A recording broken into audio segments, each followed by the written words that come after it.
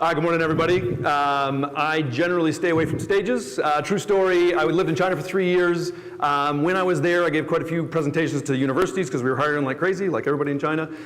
So there was one time I was speaking at a university on a stage that looked exactly like that. And I was giving a presentation in Chinese, which if you've ever tried to speak Chinese, it takes a fair bit of thought to put the words together. So I'm thinking about what I want to say and then translating it in Chinese and saying it. I fell off the stage twice, which was about that high. I mean, it didn't hurt myself, but it was like, excuse me. So as you'll see in the next 30 minutes, I generally tend to wave my arms a lot. I walk around a lot, so I'm just going to stay down here. Sorry, camera guys, if you have to readjust your direction. So wanted to talk about future mobility. My bio's in there. A couple things. I've been in the automotive space, interior space, for my entire career, 25 years, hired in January '94. I've had 25 evals in those 25 years. In every single one of those evals, it says you talk too fast. I still get asked to speak, and until I stop getting asked to speak, I will continue to speak too fast. So if you don't like fast talkers, sorry. I'm going to give you a 60-minute presentation in 30 minutes. I started working at Prince Corporation in 1994. For those who know Prince Corporation, founded by Ed Prince. I bring that up mainly because it's fundamental to who I am. And I think somewhat instructive to who, as an industry, we need to be. I don't know if people know, anybody heard of Prince, and does that name even mean anything to people? Yeah, a quarter maybe. So Ed Prince was a guy who was running, he was building die-cast equipment for magnesium, these really large things, nothing to do with automotive. But he had a buddy at his church who came to him one day who worked at a company down the street called Donnelly. Don't know if you guys have heard of Donnelly, doesn't matter. They do exterior glass type stuff. And he said, Ed, I got this idea. I talked to my boss about it. I'm so sick and tired of driving to church late because my wife is, this is like in the 60s, right? My wife is putting on her makeup and we can't go until she's done. I think it'd be cool to put a mirror on the underside of the visor and she could put her makeup on the way to church and I could be on time. And Ed was like, well, that seems kind of interesting. What'd your boss say? My boss said that was the dumbest freaking thing he'd ever heard of. And Ed Prince said, well, geez, that seems kind of cool to me. So the two of them made a prototype, drove over to GM in Flint, made a Cadillac presentation, and Cadillac said, oh, we'll try it.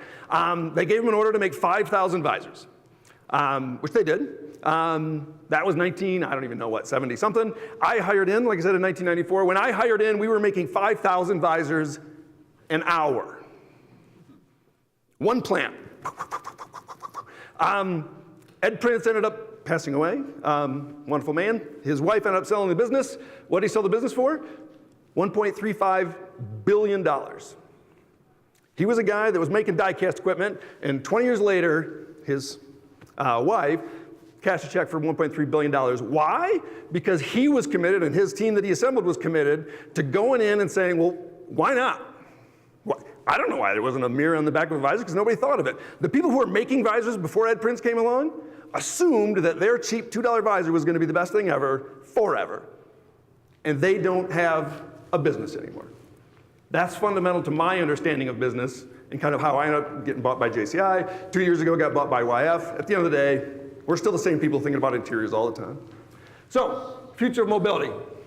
I saved 60 seconds because Jeff already did this. Identify your terms. We already know what all the different levels of autonomy are. I like to show this because this is about a year old. This came from a Boston consulting study that they had done. 25% of miles driven by 2030. This is where I should have probably prefaced this. This is the Jeff, anti-Jeff presentation. This is the Jerry Springer show.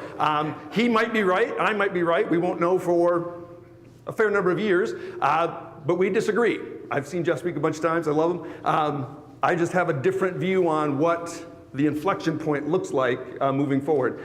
When we look at what happens in 2030, we think 25% of miles driven in a city, let's be clear, it's not what happens out in, pick a city you want to pick on, Brighton.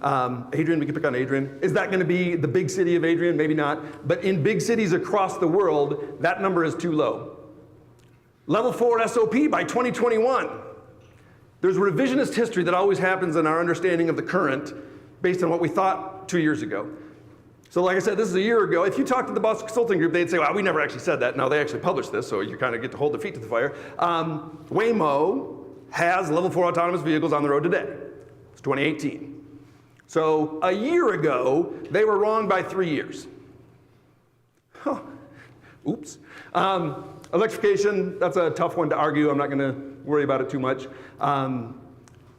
acronym standpoint, don't get caught up on the SEAV. That's a kind of a European acronym for shared electric autonomous vehicles. In the US, we quite often say CASE or ACES, autonomous connected electric shared. At the end of the day, it's an electric car that's being shared and being managed by a mobility service provider. I think someone mentioned this was going to be a slide in this next presentation as well, so I won't dwell on this. But this is what inflection looks like.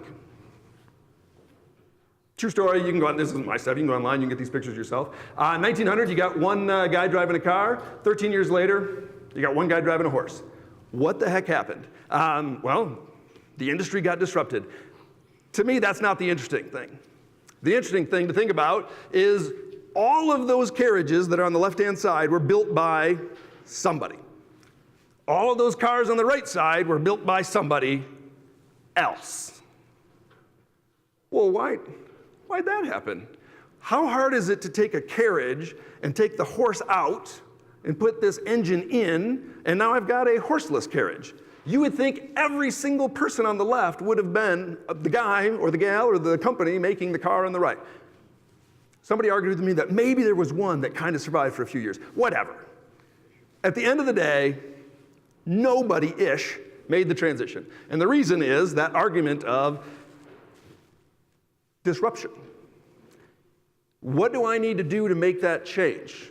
And this is true of the OEMs, this is true of tier ones, YF, Global Interior, tier one, it's true of you guys if you're tier two, if you're tier three.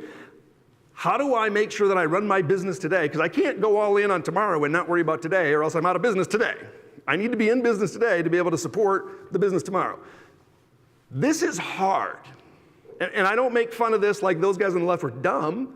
If you read, Clay Christensen, if people are book readers, I probably should have that in my introduction. I had the misfortune of getting an engineering degree and then wanted to do some other stuff, so I got a philosophy degree, which means I end up reading too much. It also means I've got personality issues. If you could read one book, Clay Christensen is something that everybody needs to read.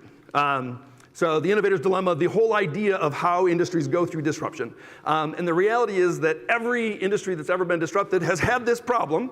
This isn't unique to mobility or transportation. And the reason why this is so difficult is that the decisions that you need to make today to make sure your business is optimized for today will prevent you from going to the right. So if you've got the best, smartest management team in the world, you won't make the transition. Uh-oh, because we got a really smart management team in our company. You can all say.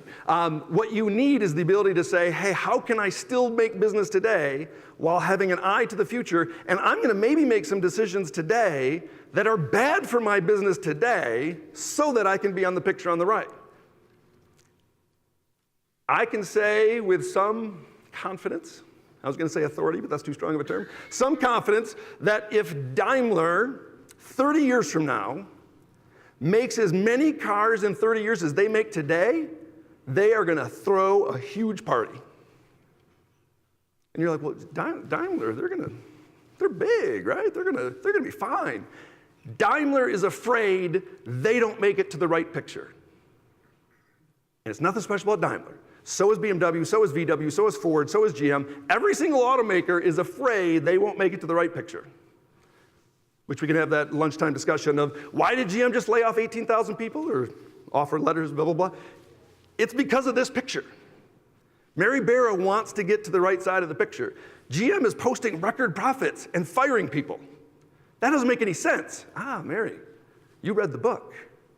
In order to make the transition from left to right, I got to do things that maybe are dumb today that let me position myself to get to tomorrow. And maybe the future business disrupts the present business in the end.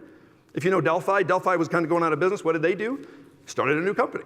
That they're hoping that new company runs their old company out of business.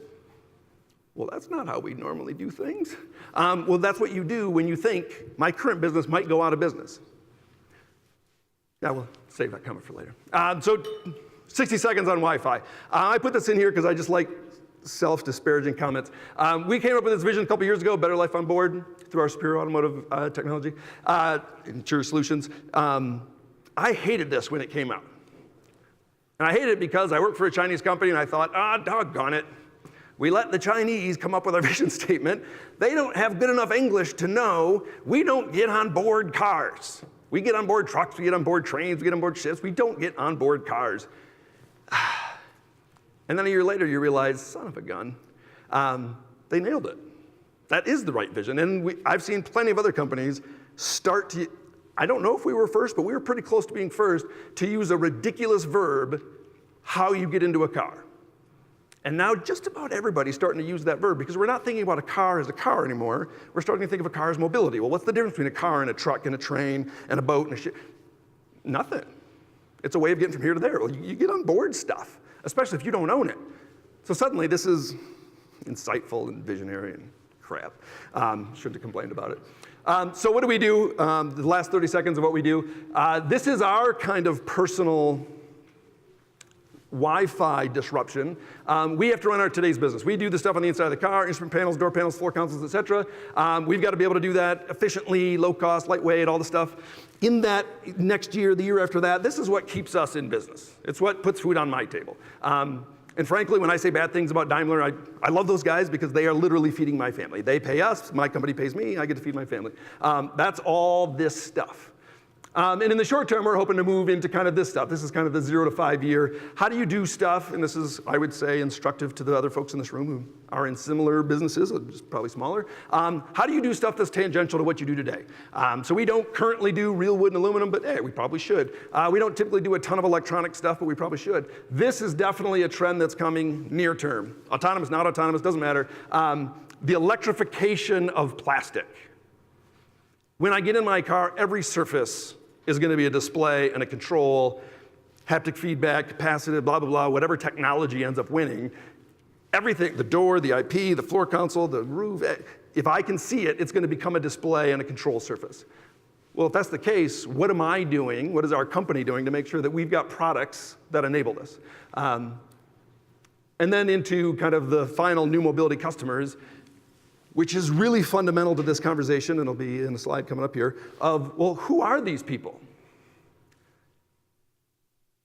It's interesting or instructive or important to recognize that the new mobility customers are generally all consumer product, consumer service data companies.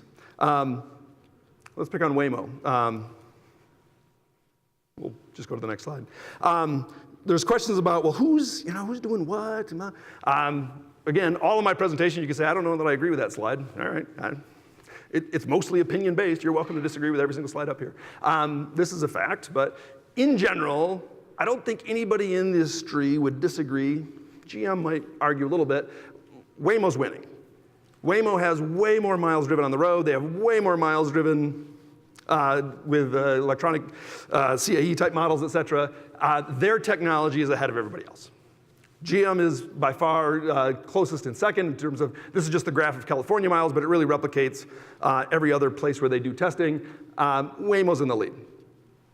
Why is Waymo wanting to get into the car business? Do they want to make cars? They think it's sexy to weld and paint, and they don't care about the car. And again, I do work with different customers, so I always have to be careful of whatever I say is nothing special to me. You could realize the same thing if you just think about it for a little bit. Waymo isn't going to build a car. They're going to buy a car. They're doing it today with Chrysler. Waymo maybe won't even provide the service. I'm not sure. That's an interesting curiosity whether they'll be the app. Is it a Waymo app that calls the car? Maybe it's somebody else that they contract to do that. What does Waymo care about? Waymo cares about eyeballs. How much is eyeball data worth? There's been a lot of studies on this. The most, it seems like it kind of centers around, from the different ones that I've seen, around 60 cents a mile. 60 cents a mile? What's the government reimbursement rate when you drive somewhere and it's 55 cents a mile? What you just told me was that the data was worth more than the car. Yep. Uh-oh. And this is where I would say I disagree with Jeff, and it's the last slide of my presentation, so I'll just hint at it before we get there. We have a tendency to create linear trajectories based on what's happening today. And linear trajectories work all the time, except when they don't, in that disruptive world. This being a caveat, I like to throw this in every presentation I give. Finance people, when they talk about disruption, or a recession is kind of their world of disruption. They are right for 17 of the last 3 recessions. Well, if I say it's going to happen often enough, sooner or later I'm going to be right. So that's the tough thing about disruption. Very few people can predict it with 100% certainty, and you know that is going to be a disruption. But with Waymo, if the world gets disrupted in this way, they have the opportunity to monetize the data and provide enough value for themselves without the car.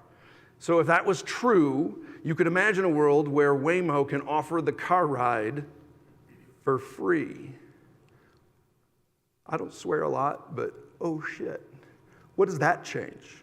Well, that changes a lot of things unless everybody else can figure out how to monetize the data the same way, and then we have a competition. Can Ford monetize data as well as Waymo? Uh-oh. Honda was in partnership with Waymo. I don't know if you knew that. They were going to sell some cars to Waymo, and then they pulled out, and they said, we're not going to do this with Waymo, we're going to do it with GM. Why did Honda pull out of a relationship with Waymo? I don't know. You guys don't know. I can bet that there was a table where they sat around and they said, hey, Waymo, this is great. You guys are leading the technology. We're going to do this thing together. And then, when we get this data and you guys can use it for your stuff and we can use it for our stuff. And Waymo said, what? I'm sorry, that last bit. That we own the data? No, we is the we. You are going to build a car for me. Uh-oh. Is Honda ready to be tier 2? And GM and Ford and Chrysler and BMW, VW, every single automaker, are they ready to be I think Chrysler is probably the closest, right? Chrysler has kind of said, yeah, this autonomous thing, whatever. Let us know who wins and we'll just build a car for them. It's not a bad strategy. So this is the end of our slide. That was my 60 seconds. They went 4 minutes. What are some data points that are out there? Europe versus the US has some really interesting things. Europe is more of a government-led initiative where they're saying, hey, we want to have less cars in city centers. You can see the different ones. Madrid just passed a new law, passed a new initiative within the last 6 months. Essentially all of these, Oslo, banning either parking or driving in the car. The government is coming and saying, we don't want that. We're going to carve out this space. The US is very different culturally. No surprise there. We have been a generally technology-led activity. Waymo has gone to the government and said, who's going to get out of my way? And Arizona governor raised his hand and said, me, pick me. I will get out of your way. Everybody went to Arizona because Arizona basically said, you can do whatever you want. Just tell us when you're done. That isn't what Europe is doing. So it'll be an interesting test to see which is better, to have a government-sponsored initiative that says, hey, don't do this here, or a government laissez-faire, hey guys, you go do your thing and we'll see who won. But it's happening. This is just our little graphic to understand this is a European city. This is how we think it's going to play out in Europe. You'll have this urban center. People can still own cars. They can drive to the outside of the city, but they won't be allowed to drive inside the city. You'll either have to take public transportation or you'll have to have a city-sponsored electric vehicle, Uber-ish type ride. And that's how you're going to get through the city. There'll be no parking. There'll be no personal cars that are allowed to drive into the city. There'll be a firewall around the city. This is kind of a vision of what that looks like. It's got to have a Wi-Fi banner getting pulled by a plane, which I love. Very important to the future. But as you can tell, lots of green space. That used to be a big parking ramp. Nope, now it's green space. People getting in and out of cars, public transportation, bikes. But it's a pedestrian-focused city. And the main reason I bring that up is that in the end, autonomous vehicles, this is another, if I was to have a slide, which I don't, of autonomous owned vehicles versus rideshare autonomous vehicles, I don't know what the ratio would be, but it would be a lot to very, very, very little. The value proposition for you to go buy a $100,000 autonomous vehicle, which is just like a $20,000 vehicle, except it drives itself, why would I do that? If I'm a business and I can buy 100,000 autonomous vehicles and deploy them, well, that investment is just part of the business case that I'm just looking to get a return on. We see autonomous shared being a huge market trend based on city direction, municipal government direction, or individual, hey, Google's offering me a ride for free. It's not going to be I want to put that car in my garage. Safety, this is one that gets argued about all the time. But it's fascinating to me, just again, revisionist history. I was at a conference in 2000 where the chief designer from Fiat was given a presentation about what the world would look like in 2050. The reason why he was doing that, because he said, I'll be dead by then, you can't hold me accountable for this, which I appreciate the honesty. But he said very clearly, by 2050, we will not allow people to drive cars. Because it's unconscionable what we do with cars today. Which is just, this is about 6 months old. How many people, it's been pretty flat, it goes up 1%, down 2%. How many people die in the US every year? 40,000-ish people every year. You gotta just step back and go, if we had 40,000 people die in plane crashes every year, people would lose their stuff. You wouldn't catch me dead getting into a plane. Are you kidding me? Cars? I get it. There's a chance. But we drive a lot of miles, so deaths per mile is pretty low. It's 40,000 people every year die. If autonomous can bring that to half that, this is where government is going to get involved and say, okay, I love the fact you guys love to drive, but you're not very good at it, honestly. And some of the autonomous level 3 stuff does get people better. I can get distracted, and it keeps me in my lane, so I can text now while I drive. Still a horrible idea, by the way. That was a joke. You shouldn't text even though you have lane departure. But this is going to drive a lot of behavior where the government, a story. You guys heard about the story where Uber had the gal get killed, the guy who was sitting behind the wheel? That was last 4 months ago, something like that. How long was that in the news? I think it was about 24 hours. Might have been 2 days, I don't know. I'm not a big conspiracy theorist. I think it's kind of funny when people talk about stuff. But it is curious to see when things like that happen. It's like, man, woman killed by autonomous vehicle.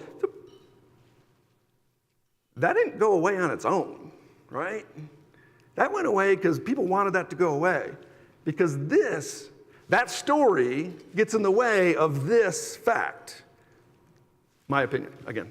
The government and technology and some industries want this to happen for making money if you're Waymo, or saving lives if you're the government, that will create pressures that will get us off of a linear trajectory of what we think the future is going to be based on what it is today.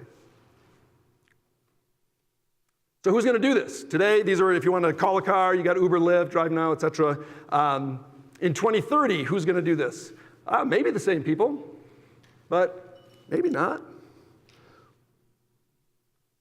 Maybe it's the city of Boston who offers City of Boston rideshare. They buy the cars, they operate it, they would outsource it, but they would be responsible for transportation inside the city. That's KVB, RATP, just Transport for London. It's kind of a European example. But municipalities, Facebook, Booking, Amazon, are they going to get in on mobility? If the data is valuable, the people who can monetize the data are going to want in on this game. Those people monetize data. People who can't monetize data can't play this game. GM is trying like crazy to figure out how to monetize data, which I find kind of entertaining because they had OnStar a gazillion years ago. They had the groundwork to monetize data. They never did because they didn't know how to do it, because in order to monetize data, you got to think like a technology company, not like a car company. The people who win are the people who realize that they're a technology provider, an information provider, and not maker of car. Maker of car becomes, it's a little important, but not that important. So what does this look like? We're interior guys. We don't really care about the outside of the car, which as a side topic for that, we think nobody's going to care about the outside of the car. If you call a car today, I don't know if you guys ever use Uber, you call an Uber. Who else uses an Uber in their life? That's not bad. There's other places in the world where everybody would laugh at you for asking the question, by the way. The fact that you hadn't used an Uber makes you an I can't think of a socially appropriate word, that they would say. In the end, when you call an Uber and it says, well, Jose's going to come with a Toyota Camry, you don't go, Toyota Camry, I rode in that last time. Ford Focus, maybe I could ride in a Ford Focus. You never do that. You say, whatever. Jose's 2 minutes away. Jose it is. Toyota Camry looks like it's going to be. In the future, when this happens, you probably will want to choose class level more than you do today, because there'll be cheap options and expensive options. But you're not going to care about what the outside of the car looks like. It's not going to come up to the curb and be like, yeah, woo, that's mine. Check it out, y'all. Because today, when I buy a car, it says something about who I am. I drive I drive a Mercedes, by the way. Company car, there's no way I'd ever buy that if it wasn't a company car. But that says something to people about how important I am and how rideshare or car, whatever. So what if you're in the headlight business? Hella, Valeo, there's other people in the headlight business. Those guys are scared to death. What does a headlight look like on a car that shows up to pick me up? It probably needs to be like a flashlight to let pedestrians know I'm there. But the super LCD $100 headlight, that's gone. It's not gone. They will still sell niche vehicles that go to racetracks and have really sweet headlights. Mass production, the sweet headlight is a thing of the past. That'll show up in a museum. You won't have that in the future. What we believe you will have is when that door opens and you're like, all right, now I'm getting into my car, depending on if I'm just going around the corner, if I'm spending an hour in it, or if I'm taking my wife to the opera, depending on the use case, I will call a car that does what I need it to do. I'm going to go pick up some stuff from Home Depot. I'm going to call the Home Depot car. So there's all kinds of opportunities for what happens here, which is kind of cool. The danger, run out of time. The danger is that if I'm Hella and I'm a headlight company, go back to that disruption curve, I know someone's moving my cheese if you ever read that book. My world's changing. I got to figure something out. As an interior supplier, and I would say as an injection molder, you could say, whatever. That other stuff is going to change, but my world's not going to change. As soon as you get comfortable, you're screwed. So we're concerned about what the future interior looks like, but we know there's going to be one, and we know people are going to care about it. That's good and bad. It's good in the sense that we have a future. It's bad if we think, so therefore we don't need to do anything. So we're doing stuff. A couple of images real quick. IKEA. Things are changing when IKEA says, well, this is the car we'd want. This is the car IKEA wants. That being said, I had a conversation with some senior executives at YF, which was just a fascinating conversation. Hopefully this isn't inappropriate, where we were talking about competitors. And in the interior world, I deal with Drexelmeyer and Forrest and IAC and all these Grupo Magna. And that executive team was like, we don't care about any of those people. What do you mean you don't care about that? Every day we're fighting it out, trying to beat those guys. It's like, it doesn't matter. 20 years from now, we're going to be competing with supplier X, Y, and Z. And I won't tell you who X, Y, and Z were, but none of them make interiors today. So they know who they're afraid of. Not today. Today we're just going to keep slugging it out. But tomorrow it's not going to be the same people. A couple of other images I don't have time to go through in detail. I love this one because it's got a tree in it. But to be clear on this one, I find this one to be hauntingly compelling. This was drawn by a 20-year-old kid from CCS, Center for Creative Studies in Detroit. This is his vision of what he wants to take to work every day. Well, you could say, well, he's stupid, but he's the future. And the fact that you're 48 like me, and I think, well, I wouldn't ride in that, doesn't matter, because they're not going to build cars for me 20 years from now. They're going to build cars for him 20 years from now, and that's the car he wants. So I have to pay attention to the fact that there's a tree in his picture, because he wants a tree in his car. Are we going to get into the tree? I slipped this in real quick. I don't have the time to talk through each of these. If you're a tier 1, tier 2, tier 3, what does this mean for? It means a lot to everything.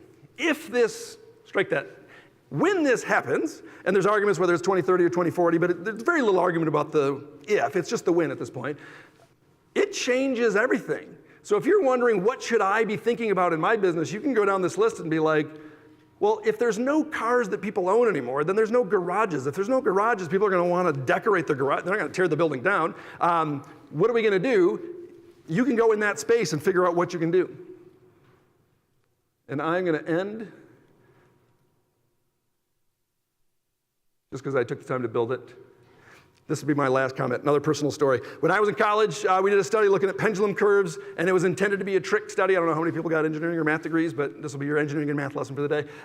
If you take a pendulum and you measure the arc angle of that pendulum as it swings versus the height of how high it is, and you measure that at very small increments of radians, it turns out that sine of theta equals theta. Sine of 0.1 equals 0.1. Sine of 0.2 equals 0.2. Sine of 0.3 equals 0.3. Sine of 0.5 equals 0.5. Clearly, pendulum height versus arc angle is a linear relationship. Well, no, it's not, you idiot. A sine wave, it goes up and then it comes down. And so the sine of 3.14, is 0. So sine of theta does not equal theta. We live in this world. We live in this projection of what the future looks like based on what I saw yesterday, what I see today, what I see next year. This is kind of the future. It isn't a linear relationship, especially in a time of disruption. And that'll be my last comment. Thanks, everyone.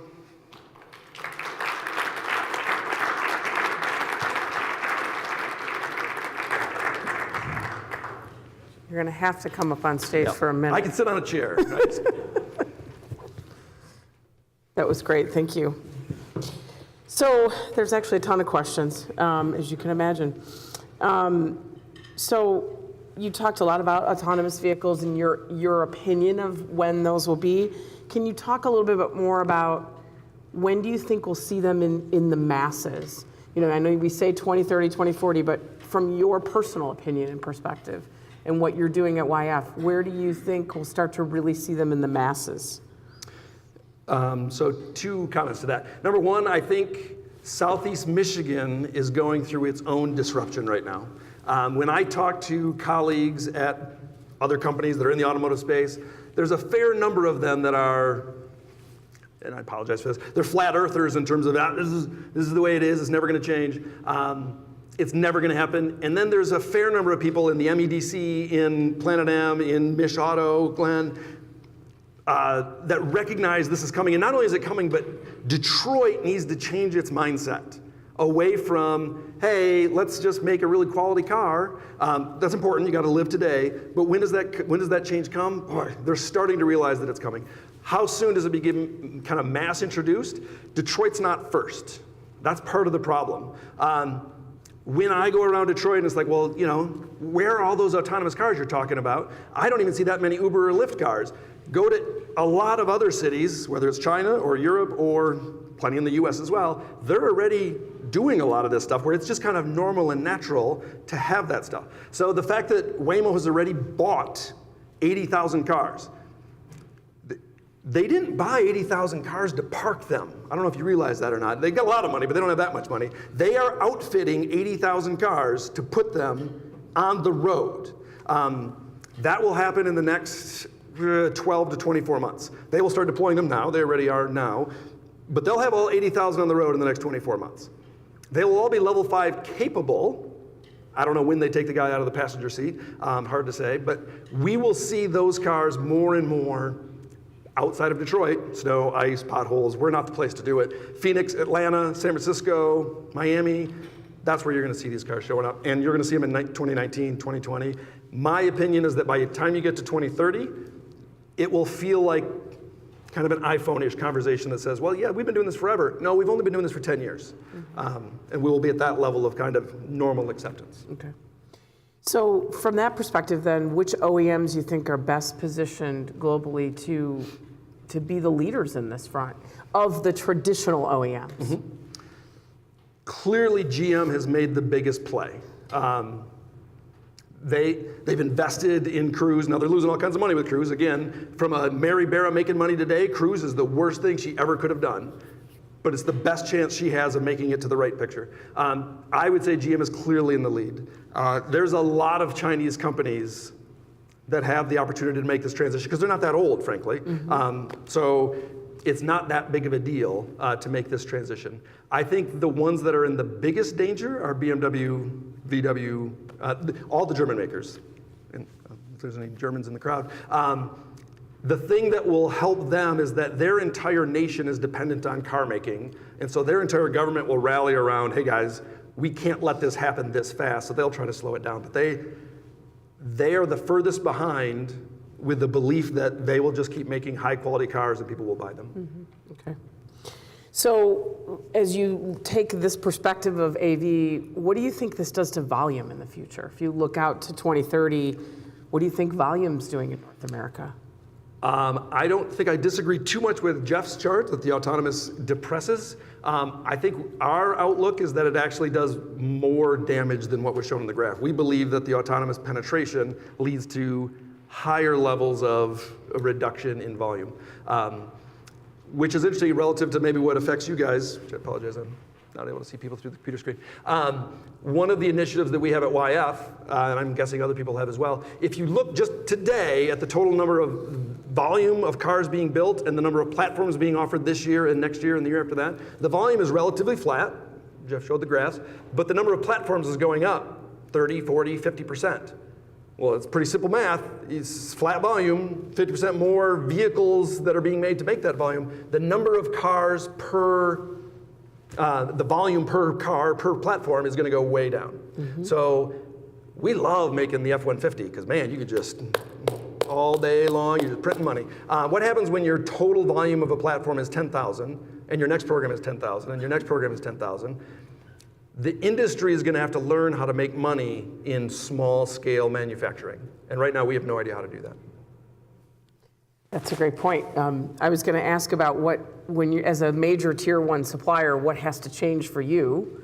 Because obviously, we've seen this high mix and low volume happen for several years now. What does it mean for you, not just from a manufacturing standpoint, but obviously the alignment to some of these sort of new OEMs and what that looks like? And then what does it mean to, you know, the tier 1, the tier 2, the tier 3 suppliers that support you? So a couple of items. Number one, new mobility customers universally don't like you to talk about them. Not sure why that is. Number two, none of them view themselves as car makers. They view themselves as electronics producers that the electronic thing they're making is a car. And they all have an idea of minimal viable product. I don't know if that acronym means anything to you, MVP. What they're saying is, we don't do all of our development, testing, PPAP, we're now ready to sell a car. They make a car that's good enough and they sell it.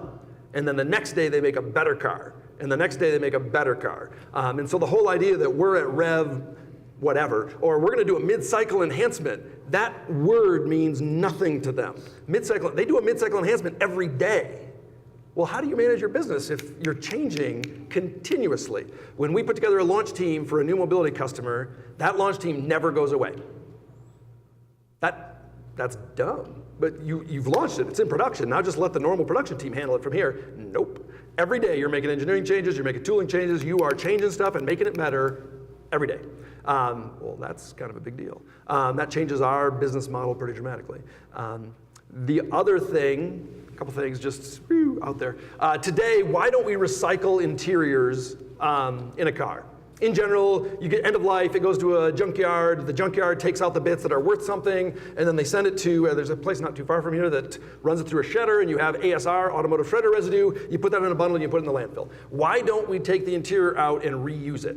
Well, it's not economical because you'd have to have a deal with every single junkyard in the country and figure out how to have them send it to you. Well, what if just a handful of companies were mobility service providers that owned all of these cars? And at the end of its useful life, they would send you the interior back to you. Oh, I can recycle the entire interior for the most part. Some foam bits I'd have to still throw away, but for the most part, I can grind up and reuse all that stuff. So there's a green story here as well that's linked to a mobility service provider providing the service. And the last one I would say from a further out there, if Waymo is running this service, we'll just keep picking on them, there will be plenty of others obviously, they don't want to have to deal with, oh crap, the interior's dirty. Somebody spilled their coffee. That's just a pain in their neck. Is that a business model for YF? Is it a business model for one of you guys to start your own business? I don't know. Where you say, I will manage through detection when that car is no longer fit for service. So someone calls and they go, oh nope, somebody just spilled their coffee, and the car knows and knows where to go, knows how to get itself fixed, replaced, functional, whatever, then goes back in service. That maintenance model, that subscription maintenance model will be a business for somebody. Wow, that's an interesting concept. So last question, as you look at the traditional OEMs today, will they then just be a service building cars like Chrysler is to Waymo in the future? Based on your idea around the left and the right side, do you think, in your opinion, obviously, is it all GM and Ford and Chrysler building cars for Waymo and Lyft and Amazon and everybody else? So there was a woman who's the CEO of a company called NIO. They changed their name to Next EV. Padme Warrior is her name. She came out of, I think, Oracle or something like that to be the CEO of this company. I was having a conversation with her 2 years ago, and she made the statement, yeah, Jeff, you do realize that every automaker you can name right now is going to be out of business in 20 years. And I laughed. It's like, come on, there's a lot of car makers. We make almost 100 million cars. I'm not going to say that's dumb because you're way smarter than I am, but it sounded kind of dumb. And we got into this conversation, and you realize that she believed it. She wasn't being funny. And the longer I soak in this, again, I go back to this is a painful thing for me to say. I have fed my family my entire life because of automakers. I don't know if they make it. I don't know if GM makes it. GM has the best chance. But you can imagine a future reality where the mobility service provider says, hey, I just need somebody to make me an electric sled, a Foxconn. People talk about this all the time. Just Foxconn the car. We'll create a cool interior for it, and I don't have to worry about all that brand. Toyota's connection to the consumer, Waymo doesn't care about Toyota's connection to the consumer. They just need a car. Who's going to make the most cost-efficient canvas of a vehicle that Waymo can outfit and leverage? Is it going to be Toyota? Maybe. I kind of doubt it. To me, it's only a question of when those people either get so dramatically downsized that they aren't recognizable anymore, but you still have the name Daimler, or your kids or your kids' kids go, I'm sorry, Daimler? What were they? Which is a weird dystopian future, right? Because all of you are sitting there going, you're full of crack, man, there's no way. And I hope I am, because I like those people. I work with them every day. But as I look at the trajectory, I'm scared to death for those guys. And when I talk to them, they're scared to death, honestly. It's an interesting concept. There's a lot of things we can talk about that our kids don't have a clue what we're talking about, like a phone on the wall or something. All right, thank you, Jeff. I appreciate it. Thanks.